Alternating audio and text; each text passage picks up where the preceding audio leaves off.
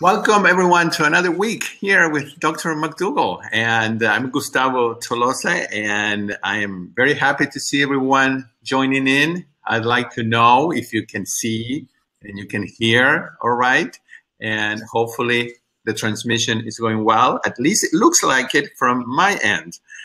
And of course, all of you, or most of you, know that yesterday was Dr. McDougall's birthday, and we want to say happy birthday to Dr. McDougall in just a minute. And I just want to say that it is ironic that the one who is giving us a present is Dr. McDougall by being here today and every week and giving his free time. And actually, it would be us who would need to be giving him a present. But Dr. McDougall, the present I think that we can all give you is a huge thank you for all that you have done for all of us and that you will continue to do, because you're only 70 years young. So hopefully there's many, many more to come, and you will continue to make a huge difference in people's lives and to save lives. And we just want to thank you. I can see everybody here is wishing you a very happy birthday. So welcome, and we're very excited to see you today. How are things going in Santa Rosa? Well, this is the first time I've been 70. That's right. This is the first time I've experienced 70. And I have to tell you, 70 is old. It is old. But fortunately, Mary and I are functioning really well. And having a lot of fun with the grandkids. And so life is good. But, you know the saying, life is terminal. So I'm going to try and be as productive and have as much fun as I can between now and then. But yeah, to turn 70 years old, I could hardly believe that would ever happen. Really, when I used to think, let's see, when will I be 50 years old? Well, that was probably 1997. And, I never thought that age 50 would come, especially gracefully. And here I am 70, and it's still pretty darn graceful. Anyway, thanks for the happy birthday wish. And yeah. Wow. There are people here to say, it's not old. I'm 75. I'm 78. So. Yeah, right. Well, no, you know what? It does make a difference. Yeah. Time does make a difference, and you look at things from a different perspective. There was a time when I was afraid to talk about the things that I talk about. That was many years ago, probably 45, 50 years ago. Now I'm pretty unashamed to say pretty much what I want and what I believe. And fortunately, I haven't been corrected that often. So I must be pretty spot on most of the time. Yes. And that's because I've spent 50 years studying this. Right. 50 years, can you imagine? Yeah, when I was 20, I started in this direction. But fortunately, it's worked out, and hopefully it'll work out for another 5, 10, 15, 20 years. Who knows? Yes, we are counting them. When was Mary's birthday? It was just a few weeks ago. What's it, like 2 weeks ago? What was 2 weeks ago? Mary's? Oh, Mary was on April 30th. Right. She was 71. Uh-huh. So she's a year older than I am. Like 71 at all. Well, she's doing well too. Anyway, we're still enjoying life tremendously. There's some questions people asked last time. Yes. And just to kind of address those, I talked about how oil was absorbed in the skin when you put oil on the skin. And, I did a little bit of looking up. You could do your own. But there are oils that are considered drying oils, which are quickly absorbed from the skin, do not leave an oily feel. There's fast absorption, average absorption, slow absorption. So there's different rates of absorption of oils that you put on your skin. And one of the particular problems with oils on the skin is that they often contain environmental chemicals, and so these environmental chemicals get absorbed through the skin very readily. So, right. Anyway, oil is absorbed from the skin. How much, I don't know. I don't know whether there's any really good studies that say how much is soil. There's also an article that came out in the British Medical Journal that should be a landmark as far as articles goes. It's open access. I'll give you a shot of the article. There it is. Okay, so there's the article. Came out in the British Medical Journal last week, which is called Mortality from Different Causes Associated with Meat, Heme iron, which is the kind of iron that's predominant in meat, nitrates, which are in meat, and various diseases. Actually, 7 different diseases are strongly associated with meat intake. And they talk about it being primarily associated with red meat intake. That's the main discussion. But there's lots of evidence, and they say so in this particular article, that chicken and fish are also culprits in giving people various kinds of diseases. So that's probably a worthwhile article to look up in the British Medical Journal. And let's see. Anyway, they talk about how there's an increased risk in heart disease, respiratory disease, yeah, and stroke, diabetes, infections, Alzheimer's, chronic kidney disease, chronic liver disease. Those are dramatically increased when people increase their intake of meat. And yeah. There's a nice editorial. I don't think that's open access, but there's a nice editorial with it. That's correct. Yeah, they're talking about cardiovascular disease, cancer, hepatic, renal. I mean, this is worldwide headlines. You would think that the meat industry would be quite upset about this. And I guess they can't say it's not true anymore. No. They've done that for a long time. They've just stood up there with their PR representatives, their spin doctors, and take something that is obvious and true and killing of millions of people. And they can no longer deny it. The evidence is so overwhelming. And this is the latest and largest study of the association of red meat and various kinds of diseases. So the British Medical Journal is where you'd find that. Let's see, what else do they say?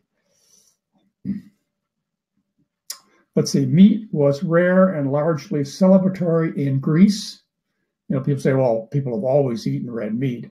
Well, they rarely ate more than 5 to 10 grams of meat, kilograms of meat per person per year. I mean, that's in ancient times, 5 to 10 kilograms per year. Whereas now in Australia, New Zealand, United States, people eat 110 to 120 grams of red meat per year. So, I mean, there's, you know, when folks use the argument, well, we've always eaten meat as an excuse to eat meat that's not dangerous. Yeah, but they just ate a small amount. Would that be pounds or kilos or grams? Kilograms. Okay. Yeah, kilograms. Yeah, that's an incredible increase, huge.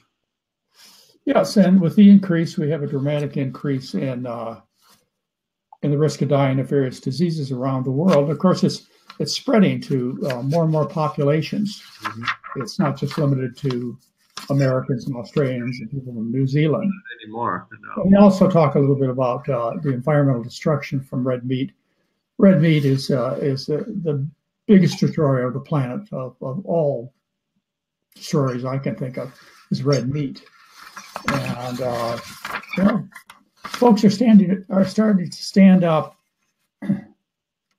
and fight against the meat industry because they realize that it's not just their personal heart attack or liver failure or kidney failure or respiratory failure.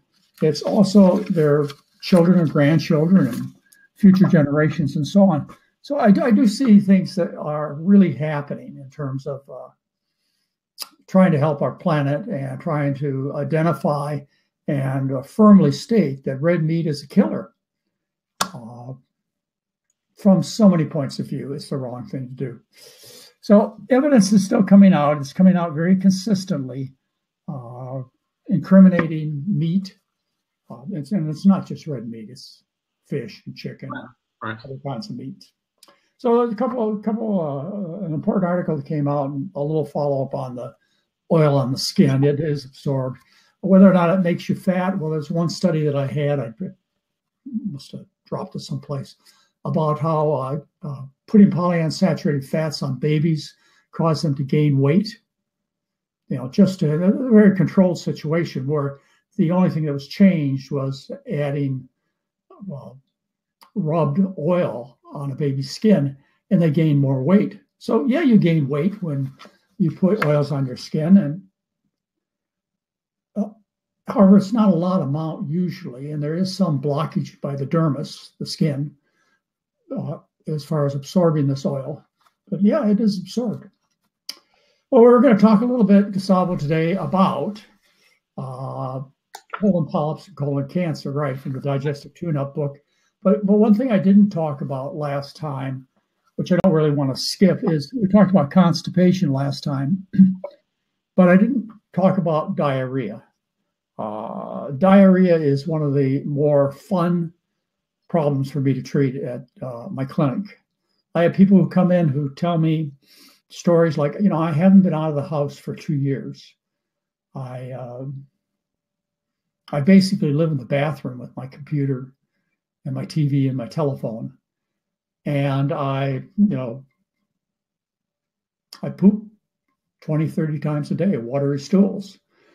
And they come in to see me at the clinic and they tell me their story. And I say, well, we'll fix that, usually within about 24 to 72 hours.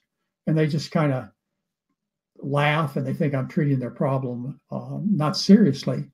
But I am treating it seriously. It was reported by Anderson back in 1973 that adding fat to the diet causes diarrhea. And the way it works is this, and we've discussed this before, but bear with me to repeat the explanation. What happens is some people can't absorb bile acids well. Bile acids are produced by the liver, and they're produced as a result of consumption of fat. The more fat you consume, the more bile acids you consume.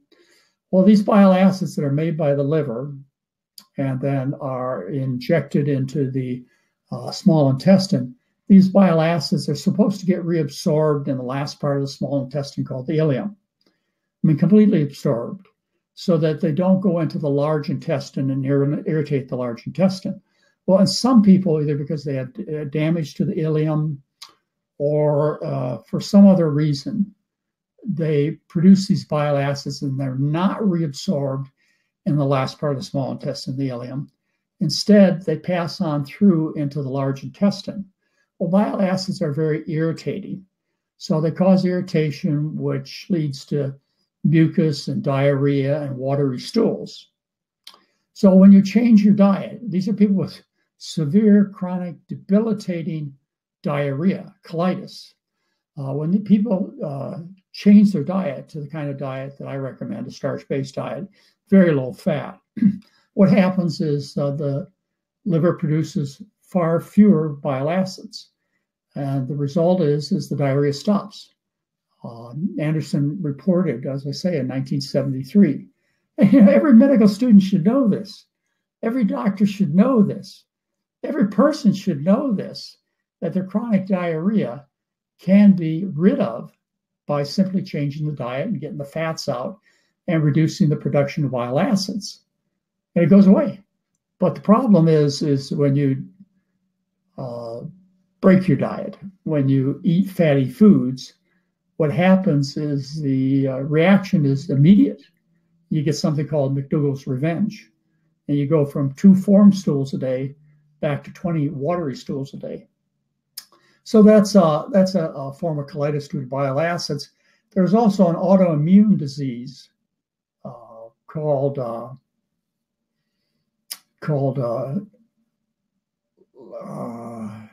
inflammatory bowel disease, ulcerative colitis, Crohn's disease.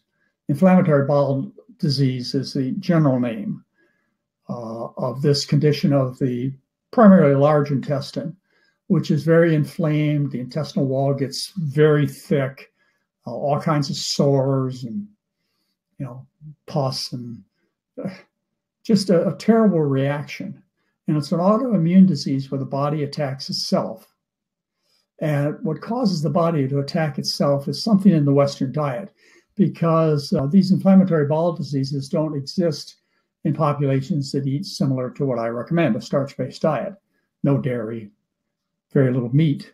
There's no such thing as ulcerative colitis or Crohn's disease in those societies. Of course, those societies are disappearing quite rapidly, so it's hard to find them anymore. But once you have ulcerative colitis or Crohn's disease or any other inflammatory bowel disease, whatever you want to name it, it doesn't matter. You're just putting it in a category.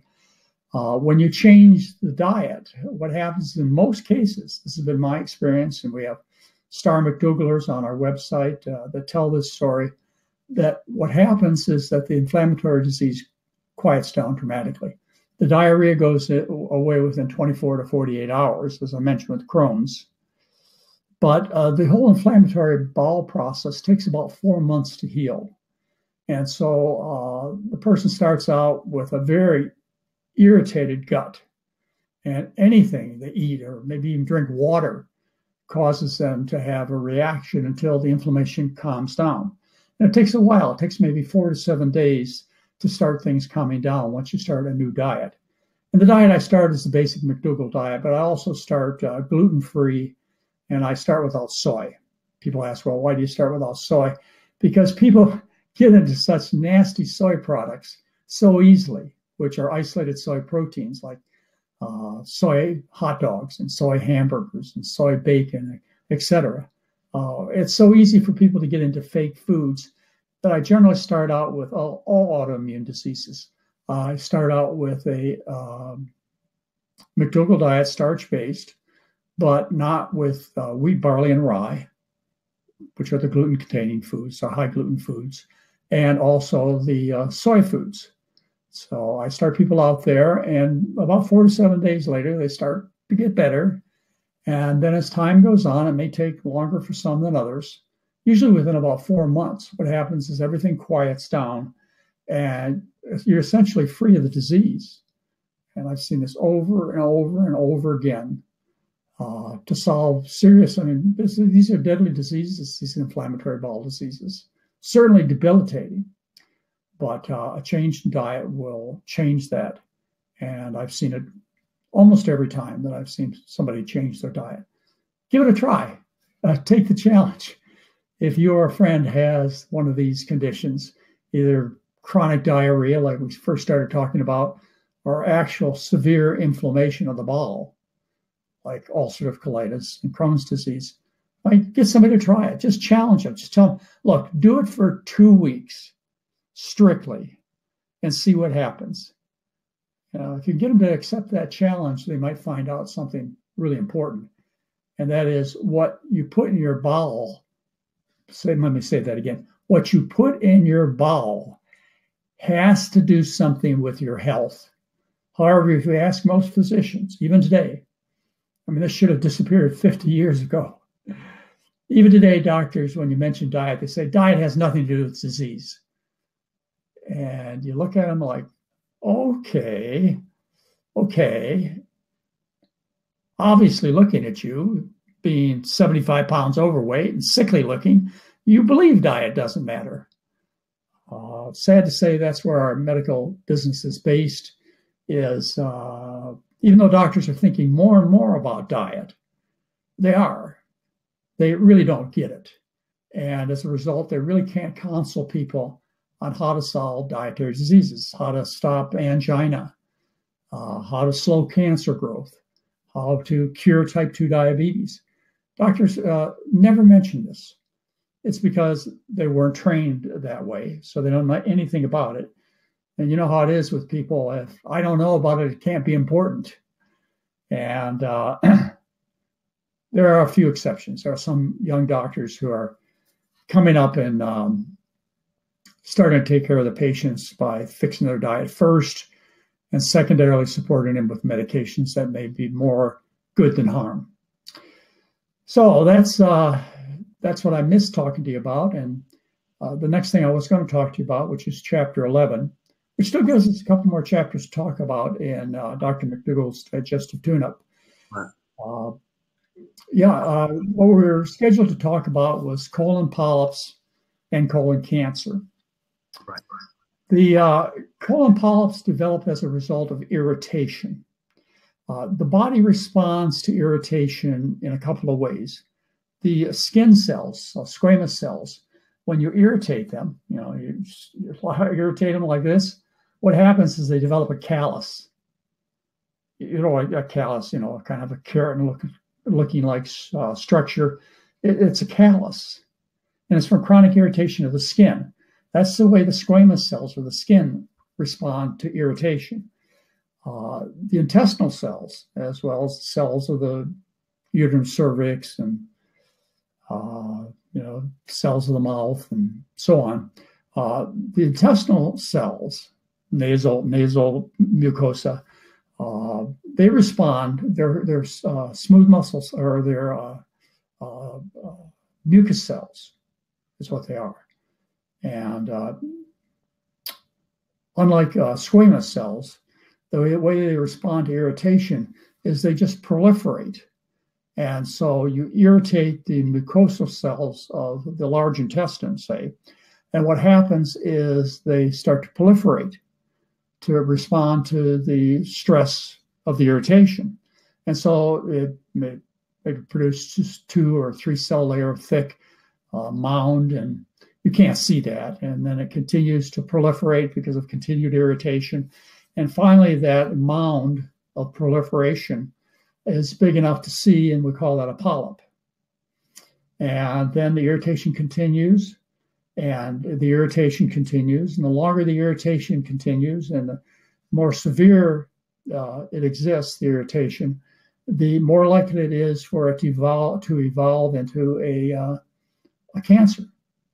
So it turns from a polyp. It usually is a centimeter in size before it makes this change, and then only 1% make the change. When it's 1 centimeter size or larger, then you have a 1% chance of that polyp containing a cancer. And as it further becomes irritated, the risk of it being cancer becomes even higher from that chronic irritation. So what you want to do first of all is you don't want to start the proliferation. You don't want to have the irritation going on. The irritation's from the food. It's a result of consuming meat, which our intestine really isn't designed to handle in any large amount. You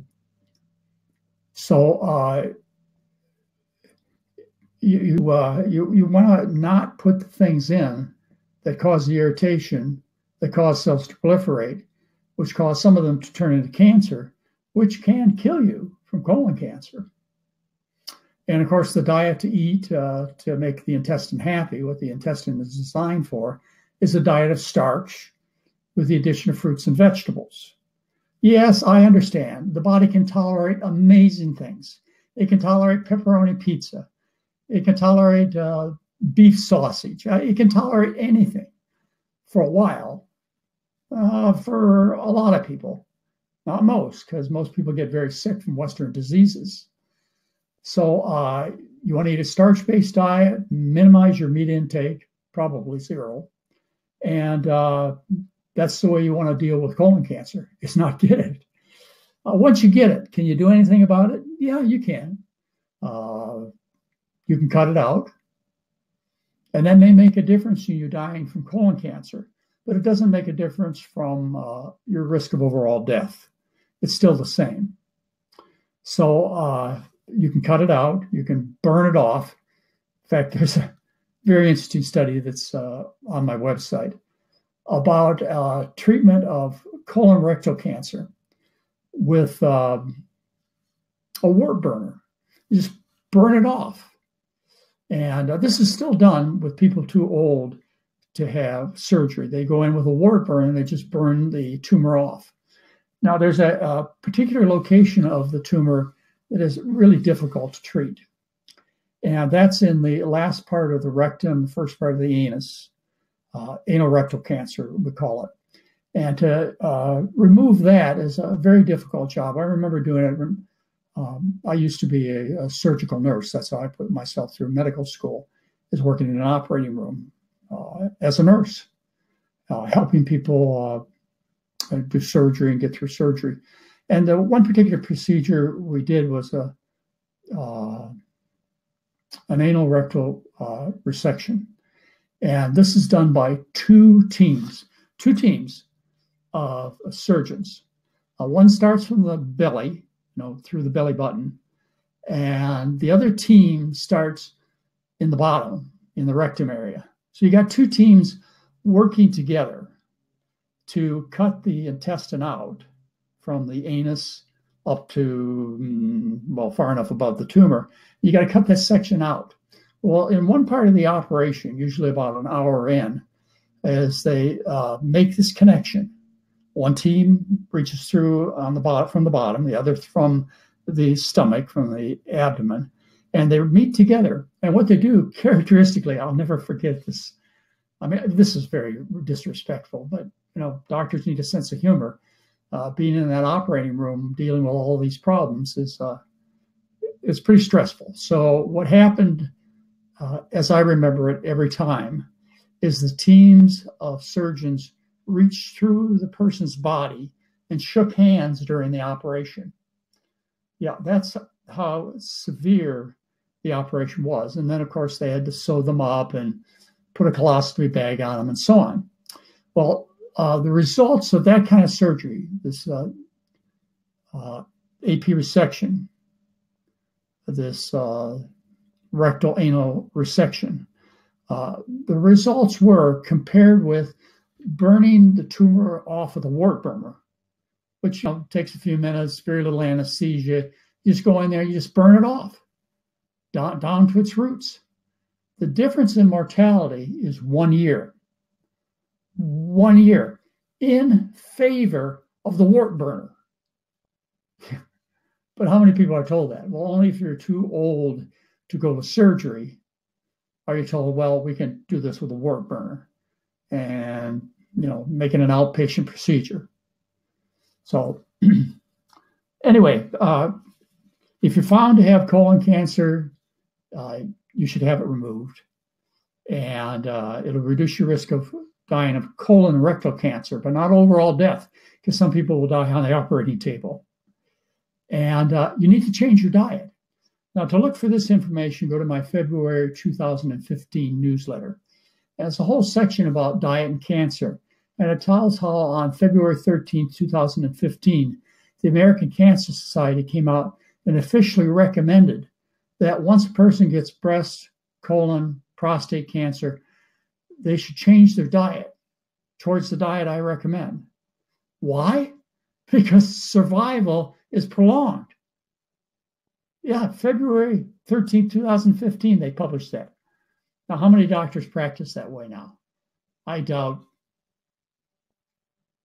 You probably count them on one hand who tell their patients forcefully, you've got breast cancer, colon cancer, prostate cancer. If you change your diet, the scientific research proves beyond a doubt that you will live longer. You can read all the references there. They're all linked. You can just click on them and read the studies. Boom, boom, boom, boom. And you'll see that you can change the course of these cancers, including colon cancer. So you want to change your diet, folks. The idea that what you put in your bowel, your intestine, has nothing to do with its health is just beyond crazy. I mean, how could anybody really come to that conclusion? Particularly an intelligent person like a physician who is well educated and maybe has above the average number of smarts. But still, they deny to their patients the diet has nothing to do with hemorrhoids, colon cancer, polyps, ulcerative colitis, Crohn's disease, and on and on and on. It's obvious. I mean, how many of my listening audience now could really stand and look themselves in the eye or a friend in the eye and say, you know, what you put in your intestine, it makes no sense that it has anything to do with health or disease. We all know that you just need a well-balanced diet, you know, a well-proportioned amount of chicken, beef, pork, cheese. That's a well-balanced diet. Well, you know, that's not the case. So anyway, just to go back to my, what would be July 2016 newsletter about colonoscopy, my latest review on colonoscopy is it doesn't work. It has never been shown in a well-designed study to reduce the risk of dying of colon rectal cancer, much less overall cancer. And what I do recommend is I recommend that people get a stool test. There are several that can be obtained. You can read about this in my July 2016 newsletter. So you can get a stool test for blood or genetic material to suggest cancer as a screening. And this should be started around age 60 and not prolonged after age 75, if everything's fine. And you get it done, say, every 2 years. It costs you somewhere between $4 and $40 to get this kind of test done. Or you can get one sigmoid exam. One sigmoid, that's a short tube. That's like the 2-foot tube. A sigmoid exam, which can be done without anesthesia, can be done in just a couple of minutes. And that'll give you improvement in your risk of getting colon rectal cancer, not overall death, but colon rectal cancer with a sigmoid exam. So I recommend one sigmoid exam for the average person who's in relatively good health around age 60. And that's it. And if it's clear, don't get another one. So those are the two methods that I would suggest around age 60 to 75. You get a sigmoid and or stool test for blood to prevent colon cancer. But remember, food's the most important thing. So don't goof around. Just focus on what's going to make the real difference, and that is what you put in your mouth. And not only are you going to prevent heart disease, you're going to look trim and pink-skinned and be most active. So there's every reason to do the right thing. You need the knowledge. And of course, all the knowledge is there on our website, free. There's a quick start program we just put up there. And that's a program that talks about my basic talk, Dr. McDougall's color picture book on food poisoning, and also 2 talks by Mary, one on planning meals and one on eating out. And so those are 3 hours. If you get somebody to sit down to and watch for 3 hours, you'll understand the program, and really well.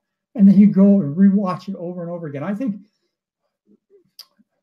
my audience should be watching Mary's meal planning once or twice a week or more, because it's an amazing amount of instruction. Well, anyway, I think I probably covered everything I routinely plan on covering today, Gustavo. Very good. Do you have anything that our listeners are interested in? Yeah, well, I think that what you mentioned about the newsletter, we need to make sure that people understand that your newsletters have those links where they can go directly to the source, and it's invaluable information. They can print those articles. They could potentially take them to their doctor, whether they look at them or not. That's another story. But well, that's the doctor's job, and sometimes you have to challenge the physician because they're busy. Doctors are busy writing the checks, paying the bills. They're busy seeing as many patients as they can in an hour. The average visit is 7 minutes, probably total of 10 to 15. So the doctor can see 4, 5, 6 people an hour. And, money is time. To dedicate a half an hour to teaching a patient about good food doesn't make a lot of sense. In fact, you shouldn't have to do it. What I encourage physicians to do who are interested in teaching their patients about good diet is see them as individual patients. See them every 7 minutes to adjust their medication, a 7-minute period of time. see them at that interval, and then just tell them, look, we're going to have a meeting here at my office with 40 people and talk about diet. And that's just part of your visits. So I can't do individual teaching. It just is too time consuming. But what I would love to do is get together with you kind of for a social hour and talk about food and what to do to change and get healthy and so on. And then as you get better in your diet, you come back every week or every 2 or 3 or 4 weeks, and I'll adjust your medication because you're healthier. You've lost 10 kilograms, and your blood pressure is so low, I'm afraid you're going to fall down. The doctor has to adjust the medications, and that's done during the 7-minute office visit. Right. Dr. McDougall, someone is asking about if you know anything about the Cologuard test and what does this DNA test actually find? I know a little bit about it, probably not as much as they do about it. But it's a new test came out, I think, 2 years ago. And it's a genetic test. It costs about $600 to get. And I'm not sure whether you need a physician's order to buy one of these kits. But what it does is it checks for DNA in the stool. And it shows DNA that has been converted to polyps or converted to colon cancer. And it comes up positive in that test. Now, again, this is a $600 test. Stool for blood is like $4. I don't know that Cologuard is any better. In fact, I suspect it's not any better at saving lives than is, say, just checking the stool for blood. But it's an interesting new test, and if you can afford it and you want to get both, fine. I can't say there's no harm to checking your stool, unless of course you find something. Then you got to deal with that whole trail. Right. Once you find something, then that's the sad thing is that you may save a few lives. Maybe one in every 1,400 exams, good exams you do, you pick up somebody with cancer that you change their kind of death, maybe even their day of death. But that's maybe 1 in 1,400. At the same time, when you do some tests like colonoscopy, you end up killing 1 in 1,400 people. Perforation of the bowel on the table while you're doing the colonoscopy exam. That's the problem. Maybe colonoscopy does save lives. Maybe it does. But it's also a highly dangerous procedure done with anesthesia. The risk of severe complications when polyps are involved is about 7% of the people. Serious bleeding or perforation or other problems. So this is a pretty big deal. You'll know in retrospect when you get to be 70 or 90 and you don't die of colon cancer, you made the right choice not to get a test. If you find a colon cancer, you're going to have it removed. I mean, I wouldn't recommend otherwise. You have to have it removed and get on with your life. Well, you don't. I mean, you're the customer. You don't have to have it removed. You can say, I'm not going to do it. Right. And likely it would make, I know it would make no difference in your risk of dying. I mean, that's been proven. It make your risk of dying of colon cancer less, but not overall death, because remember, there are complications just from the testing that are as severe as death, perforation, death. Very good. Dr. McDougall, a question that someone sent in by email that says, I had 3 polyps removed during my only colonoscopy at age of 61. Also have a diverticula, and I am advised to repeat in 5 years. Can I forego this test if I stay on the McDougall diet? Whether or not you stay on the McDougall diet, there has been no testing done to show that repeating a colonoscopy 3 to 5 years after finding polyps reduces the risk of dying. It may seem obvious to somebody that, once you've had polyps, you're more likely to have more polyps and more likely for them to degenerate into cancer.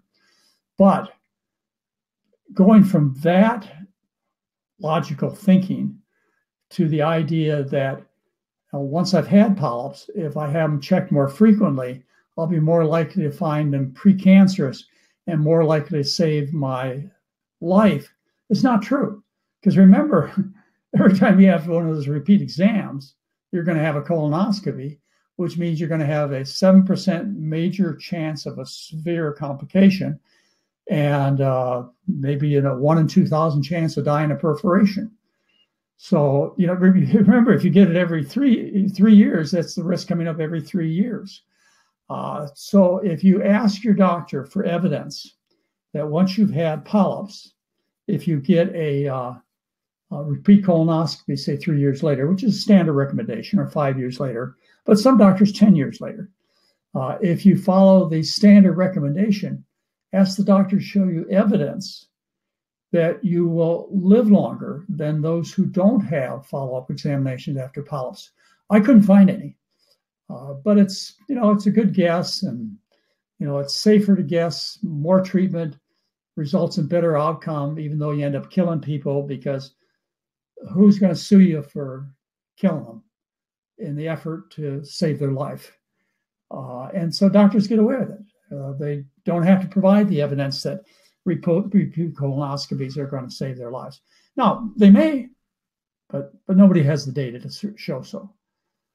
So in answer to your question, whether or not you should get a repeat colonoscopy because you've found polyps, whether or not you follow the McDougall diet, we don't know that it makes any difference. However, if you eat the McDougall diet, you should stop forming polyps, and the ones that you have should regress. There are actually studies which I have. I have this basement cabinet of tens of thousands of articles that I collected over the years. And there's actually one research paper that I have which shows people with polyposis, tremendous number of polyps in the colon. So many polyps that for one reason or another, they couldn't take that part of their colon out. And so what they did is they diverted their small intestine out their abdomen through a ileostomy, a bag, so that no more feces material went into the large intestine. And what happened was the polyps regressed. They went away. And I have that research someplace down the basement that talks about people with these severe polyposis who, when they diverted the flow of intestinal contents away from the large intestine, the polyps disappeared. So I believe, I don't have the proof that I would like to have for you. I believe that changing your diet, even after you have polyps, will cause them to go away. And all my experience says that. But it's not extensive experience, so yeah, you could prove me wrong. But it makes all the sense in the world. It's just like when you have a bad cough and you're a smoker and you quit smoking, what happens is the cough goes away. It's just the way it is. When you stop irritating a particular part of your body, then it stops responding by serious coughing and wheezing. Same thing with your intestine. If you coat your intestine with healthy food like potatoes and rice and corn, then what happens is it's not irritated anymore. And as a result, the polyps go away. That's my experience. That's what I believe. But it only makes sense. Even if it doesn't, it only makes sense if you believe that what you put in your colon causes colon cancer for you to change your diet. Right. Even if they won't regress. Why not? It may be a warning that saves your life from a heart attack or breast cancer or a stroke. Just knowing you have polyps and that they're caused by bad food and fixing the food may fix the polyps. But it'll at least cut your food bill by 60 to 80%. It'll at least give you a great bowel movement instead of the constipation you've been suffering all your life. So there's no reason. It's environmentally, cost-wise, it's personally helpful, and yeah, you change your diet. So in your and then if you want, you can go back and recheck. Say you were diagnosed with polyps now, you change your diet, and you need to have reinsurance because Dr. McDougall is Dr. McDougall. He's got his own opinions, so you need reassurance. So go in and get a repeat exam. What would I get? Well, sigmoid at most, and maybe Cologuard to give me some reassurance that I don't have polyps growing again. I think that would be reasonable, safe, as long as you're resistant enough to say, no, I'm not going to do any more further testing. If you do find something suggestive, you got to make up your mind, because once these things happen to us, then we're put in a situation where it's hard for us to say no in terms of doing more. You're afraid, and there's every reason to be afraid. But when you're afraid, you want to look to answers that are true. And the truth is that the answers that are being given, such as repeat colonoscopy 3 to 5 years after a polyp, or you'll save your life with a colonoscopy, plain and simple, aren't true. So they're not telling you the truth. Right. Dr. McDougall, if someone who hasn't never had a colonoscopy and they're 73, 75 years old, would you say that they need to have one, or? No, never a colonoscopy, okay, unless it's for diagnosis, not for screening, right? Not for looking for cancer. I never recommend a colonoscopy. I would never recommend it to anybody unless there was a specific reason, like they had obvious disease, bleeding, or other thing that needed to be directly investigated with a colonoscopy. And it's a great tool. But as far as going out and taking healthy people off the street and sticking a 6-foot tube up their butt, more harm than good is done. Far more harm than good. Right. And the expense is huge if you had to pay for it. Right. Well, I mean, will I pay $4 to check my stool for blood, or will I pay $3,000 to have a colonoscopy done? Let me see. Now, let's see whether or not I want to buy that new car, or that new set of clothes, or get my butt poked. What would I rather do? Especially since neither results in improved mortality. Maybe a reduction of risk of colon cancer. Yes, reduction of colon cancer-specific death. Right. But not overall mortality. Remember, testing kills. Well, that's what you said. It's very important. I hope people heard you say that there's a difference between diagnosis and just screening. Right. Let's say once you find evidence of polyps, say with blood or Cologuard, or if you have a sigmoid exam done, you have some problems. That's not screening anymore. You're already found to have disease or evidence of disease. And so you're not in a screening procedure anymore. You're in a diagnostic procedure. Now the doctor has to go in and see what is the source of bleeding. Why is Jane bleeding? I have to stick this tube up her butt to take a biopsy and to give her a diagnosis, and then tell her what the options are. Chemotherapy doesn't work. Radiation doesn't work. And removing the tumor seems to work. Right. As far as dying specifically from colorectal cancer. But remember, the last time I'm going to say it, testing kills. Yeah. Thank you, Dr. McDougall. In one of the webinars we've done a while back, you talked about coffee enemas. And people are asking about that, and coffee or alcohol. So I just want to say, go to Dr. McDougall's website, type in the search engine, all the information is there, unless you want to say something about alcohol and coffee enemas and everything like that. Well, okay, coffee is not health food. Alcohol is not health food.